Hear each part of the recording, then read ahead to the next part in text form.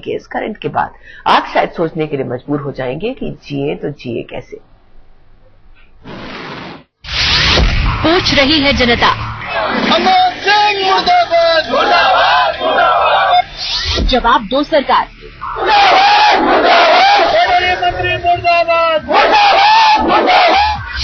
कब तक निगलती रहेगी महंगाई? कब तक लुटते रहेंगे लोग?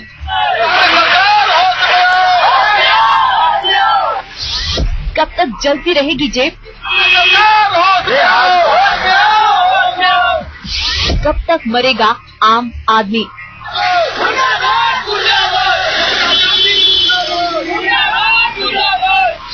कब तक? आखिर कब तक?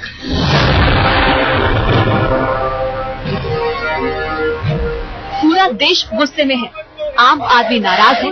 डीजल के दामों में बढ़ोतरी और रसोई गैस के सिलेंडर्स पर पाबंदी के फैसले के बाद लोग सड़कों पर उतर चुके हैं। उधर देश में चक्का जाम का ऐलान भी हो चुका है। ट्रांसपोर्टर्स ने किराए में बढ़ोतरी की मांग की है। कोशिश यही रहेगी कि जाम गाड़ियां जो खड़ी हैं सारी चक्का जाम करें, और जो इंडिया के बाकी एक बड़ी एसोसिएशन है उनके साथ मिलकर कल हमारी जो भी बात होगी उसके अकॉर्डिंगली एक्शन लिया। चक्का जाम होगा, ट्रक खड़े होंगे तो माल की ढुलाई रुकेगी और महंगाई रॉकेट की तरह भागेगी।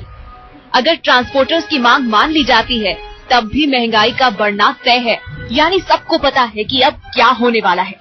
डीजल महंगा हो गया है, लिहाजा अब दूध महंगा होगा, फल महंगे होंगे, सब्जियां महंगी हो जाएंगी, अनाज महंगा होगा, बस का किराया बढ़ेगा, रोजमर्रा की सारी चीजें महंगी हो जाएंगी। खाली गाड़ी के इसका कोई मतलब नहीं है, क्योंकि आज डीजल एक ऐसी कॉमन चीज है कि बिना इसके कोई चीज मूवमेंट नहीं हो सकती है। वी टॉक अबाउट आपका गुड्स ट्रांसपोर्टेशन या फिर आप व्हीकल को ले लें, ट्रांसपोर्टेशन कहीं भी देख लें आप, विदाउट डीजल आई थिंक ये सब कंट्रोलेबल रहेगा नहीं। और जिस ढंग से रेट बढ़ा है this will lead to inflation, और बढ़ेगा, महंगाई और बढ़ेगी। मंथली बजट ओवर 1000 to 1500 का डिफरेंस आ गया है। बजट में डीजल में अगर रेट बढ़ाना ही था तो कम से कम एक्साइज तो नहीं बढ़ाना था। इस पूरे 5 रुपए के अंदर 30% तो एक्साइज है, एक्साइज अननेसेसरी बढ़ाया गया है। तो ये 5 रुपए से उन्हें सिर्फ 5 रुपए है, बाकी तो इन एक्चुअल में तो एक फैमिली पे कम से कम 2000 रुपए का फर्क आएगा। आम आदमी के माथे पर परेशानी की लकीरें हैं, मन में कई सवाल उमड़ घुमड़ रहे हैं। कैसे चलेगा घर? कैसे चलेगी रसोई? कैसे जिएगा आम आदमी? सिलेंडर के दाम बढ़ने से असर तो पड़ेगा ही, और सिर्फ सिलेंडर नहीं, बाकी सब चीजें भी, पेट्रोल, डीजल, बिजली, सब कुछ ही महंगा है। इस तरह से तो एक सैलरी बेस्ड फैमिली के लिए तो बहुत ही मुश्किल हो जाएगा। हमारे परिवार में अभी 12 सदस्य है और हमको एक महीने में एक सिलेंडर भी कम पड़ जाता है। तो कितना आपके बजट गड़बड़ा सकता है? हमारा बजट अब काफी ज्यादा बिगड़ने वाला है, क्योंकि अब रसोई गैस जब इतनी महंगी हो जाएगी तो समझ में नहीं आ रहा है कि उसको कैसे मैनेज कर पाएंगे हम लोग। बजट मुश्किल से चलेगा। बजट में क्या होगा? 1.5 इसमें गाड़ी के अंदर जो है 1000 रुपए महीने खर्चा और बढ़ जाएगा। अगर आप भी आम आदमी हैं तो लुटने के लिए तैयार हो जाइए। बेबसी और लाचारी के साथ जिंदगी के हर मोड़ पर जूझने के लिए तैयार हो जाइए, क्योंकि आम आदमी की सरकार ने आम आदमी को कहीं का नहीं छोड़ा है। आज तक ब्यूरो। डीजल के दाम में 5 रुपए प्रति लीटर की बढ़ोतरी हुई है, लेकिन ये 5 रुपए आपके बजट पर हजारों रुपए का असर डालेगा। रसोई गैस के 7वें सिलेंडर से हटाई गई सब्सिडी भी आपके घर के बजट को खराब कर देगी और फिर आप भी परेशान होंगे। टाका डालेगा डीजल।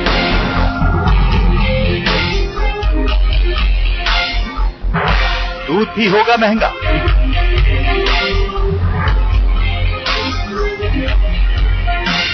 फल भी होंगे महंगे।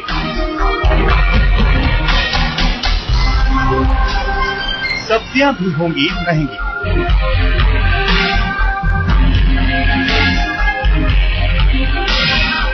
सरकार को तो बस अपनी और तेल गैस कंपनियों की तिजोरी की फिक्र है, लेकिन महंगाई का करंट जिन्हें लगता है सिर्फ वही जानते हैं कि झटका सिर्फ एक नहीं है, महंगाई के कई साइड इफेक्ट्स भी होते हैं। ट्रांसपोर्टेशन पर सब पे असर पड़ेगा। आप देखिए कि कोई भी चीज जो है वो बाहर से आती है, दिल्ली में तो कोई पैदा नहीं होती है, कहीं ना कोई चीज कहीं से आ रही है, कोई चीज कहीं से आ रही है। दालें हैं, सब्जी है, सब्जी अभी भी आप देख लीजिए, सब्जी में सबके भाव जो पहले 40-50 रुपए किलो था अब 70-80 रुपए किलो है। और बढ़ेगा, बजट गड़बड़ा जाएगा और साथ में और भी मुश्किलें आएंगी साथ में। जी हाँ, सरकार के फैसले से महंगाई से जूझते आम आदमी की कमर टूट जाएगी। डीजल के दाम बढ़े तो अब माल ढुलाई की कीमत बढ़ जाएगी, माल ढुलाई की दर बढ़ेगी तो सब्जियां महंगी होंगी और दूध की कीमतों में भी इजाफा होगा। माल ढुलाई की दर में बढ़ोतरी का असर तो फल और अनाज पर भी दिखेगा। बात यहीं खत्म नहीं होती, डीजल के दाम बढ़े हैं तो किसानों और मजदूरों पर भी इसका असर पड़ेगा। डीजल मशीन से सिंचाई महंगी हो जाएगी, ट्रैक्टर से खेत जोतना भी महंगा हो जाएगा, बस का किराया भी महंगा हो जाएगा। इसका सीधा प्रभाव इस देश के किसानों पर पड़ेगा, ट्रैक्टर चलाने वाले किसानों पर पड़ेगा, मजदूरों पर पड़ेगा जो बस लेकर के सवारी करते हैं और शहरों में जाते हैं, ट्रांसपोर्ट पर पड़ेगा जिसमें सब्जियां लादी जाती हैं और शहरों तक पहुंचाया जाता है, इसका रेलवे पर पड़ेगा और इसका बहुत गंभीर परिणाम इस देश को देखना पड़ेगा। असर दिखना शुरू भी हो गया है। डीजल की कीमतों में बढ़ोतरी के साथ ही नवी मुंबई में माल भाड़े में बढ़ोतरी का ऐलान कर दिया गया है। गाड़ियों की कीमतें बढ़ चुकी है, जिसकी कीमतें 16 लाख रुपए हो चुकी है। 16 लाख रुपए की किस्त भरना हमको 30,000 रुपए माहवार आता है, तो हम ये पैसा लाए कहां से? अगर हम बढ़ोतरी नहीं करेंगे तो हमारा कामकाज नहीं चलेगा। इतना ही नहीं, डीजल के दामों में बढ़ोतरी का साइड इफेक्ट लोगों की सुख सुविधाओं पर भी दिखेगा। डीजल टैक्सी का किराया महंगा होगा, लिहाजा घूमना फिरना भी महंगा हो जाएगा। डीजल से चलने वाले जनरेटर का खर्च बढ़ेगा, लिहाजा पावर बैकअप महंगा हो जाएगा। सरकार तो ये कहकर अपना पल्ला झाड़ लेगी कि उसने तो डीजल के दाम सिर्फ 5 रुपए बढ़ाए हैं, लेकिन आम लोगों पर 5 रुपए का ये कहर किस कदर बरतेगा, ये तो आने वाले दिनों में ही पता चल पाएगा। अब जरा रसोई गैस का असर भी सुन लीजिए। एक परिवार में हर महीने औसतन 1 सिलेंडर का खर्च है, मतलब 12 महीने में 12 सिलेंडर चाहिए। अब अगर 6 सिलेंडर के बाद सब्सिडी खत्म हो जाएगी तो 7वें सिलेंडर से हर सिलेंडर पर आज की तारीख के हिसाब से कम 350 रुपए ज्यादा चुकाने होंगे, मतलब बाकी के 6 सिलेंडर के लिए 2100 रुपए ज्यादा चुकाने होंगे। देश की सरकार के लिए 2100 रुपए मायने नहीं रखते होंगे, पर आम लोगों के 1 महीने का राशन 2100 रुपए में आ सकता है।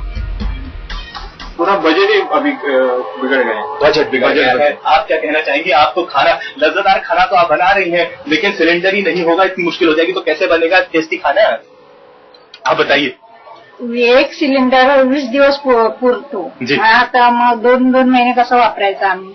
माता जी कह रही हैं कि 1 सिलेंडर सिर्फ 20 दिन चलता है, 2 महीने कैसे चलाएंगे? सारे मुंबई वासियों का यही हाल है।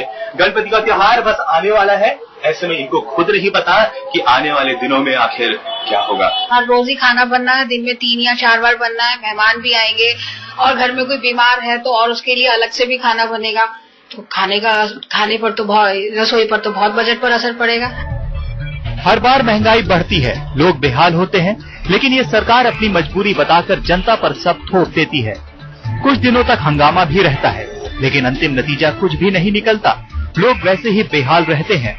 बढ़ती महंगाई और कटती जरूरतों के समीकरण में जिंदगी फंसी रह जाती है, मानो आम आदमी की नियति ही यही बन गई है। आज तक ब्यूरो। डीजल की कीमत बढ़ा दी गई है और 6 से ज्यादा रियायती दाम पर गैस सिलेंडर आप साल भर में नहीं ले सकते। जनता गुस्से में है, विपक्ष हमलावर मूड में है, लेकिन सरकार और बाजार के जानकारों की माने तो डीजल के दाम में बढ़ोतरी आर्थिक मजबूरी थी जिसे टालना मुश्किल हो गया था।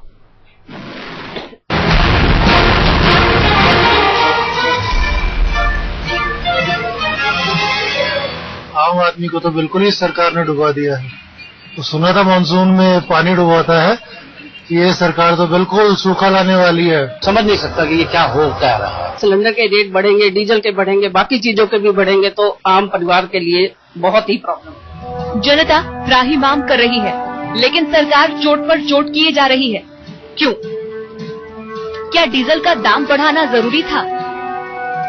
क्या एलपीजी का कोटा तय करना जरूरी था? अगर सरकार और बाजार के जानकारों की माने तो इसका जवाब है हाँ। जरा सीआईआई के डायरेक्टर जनरल चंद्रजीत बैनर्जी की प्रतिक्रिया पर गौर कीजिए। डीजल और एलपीजी की कीमत में इजाफा करने का सरकार का फैसला जरूरी था। भारतीय उद्योग महासंघ ऐसे फैसले के पीछे की आर्थिक मजबूरियों को पूरी तरह समझती है। इस बोल्ड फैसले के लिए सीआईआई सरकार को बधाई देती है।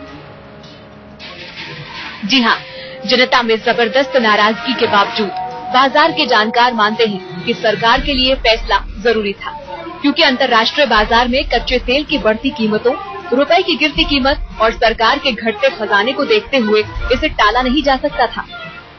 सब्सिडी इसलिए दी जाती है क्योंकि जब आप जाते हैं और डीजल खरीदते हैं, मिट्टी का तेल खरीदते हैं, एलपीजी खरीदते हैं, थोड़ी सस्ते दामों में मिलती है। उसकी वजह यह है कि सरकार उसमें काफी हद तक सहयोग देती है। जैसे अब डीजल लेते हैं तो लगभग 17 रुपए प्रति लीटर का जो है अंडर रिकवरी होती है। वो 17 रुपए की भरपाई काफी हद तक सरकार करने का प्रयास करती है। अब सरकार का ये कहना है कि उसके पास जिस तरह से सब्सिडी देती आई है, अब सब्सिडी देने के लिए पैसा नहीं है। जहां तक तेल कंपनियों की बात है तो वो लगातार घाटे में चल रही हैं। सरकार की तरफ से जारी बयान के मुताबिक 2012-13 में 1,87,127 करोड़ की अंडर रिकवरी का अनुमान है। ऐसे में देश के कोने कोने तक तेल पहुंचाने का जिम्मा संभालने वाली कंपनियों के लिए मौजूदा कीमत पर डीजल और एलपीजी बेचना मुश्किल हो रहा था। डीजल की बढ़ी कीमतों का गुजरात के मुख्यमंत्री नरेंद्र मोदी ने कड़ा विरोध किया है। मोदी का कहना है कि सबसे ज्यादा मार किसानों पर पड़ेगी। विरोध के साथ साथ मोदी ने प्रधानमंत्री को गुजरात की राह पर चलने का एक अपना मंत्र भी दे डाला। हमें शू कर्યું? ખેડૂતોને બોજ પડ્યો તો અમે વીજળી બિલ ઘટાડ્યું, ખેડૂતોને બોજ પડ્યો તો અમે લોન લીધી તેનું વ્યાજ માફ કર્યું, અને કોંગ્રેસની દિશા જુઓ, એણે 5 રૂપિયા ડીઝલમાં વધારી દીધા છે। ખેડૂત દુષ્કાળના દિવસો પડતા પર પાટો મારવાનું કામ કર્યું છે દિલ્હીએ, પડતા પર પાટો, અને આ ડીઝલના 5 રૂપિયા વધે છે કે માત્ર ડીઝલના જ રૂપિયા વધે છે એવું નહીં, ખેડૂતની આખી જિંદગી વહેંચાઈ જતી હોય છે। ખેડૂતની એટલું જ નહીં, આ મોંઘવારીમાં પણ ઉમેરો કરે છે।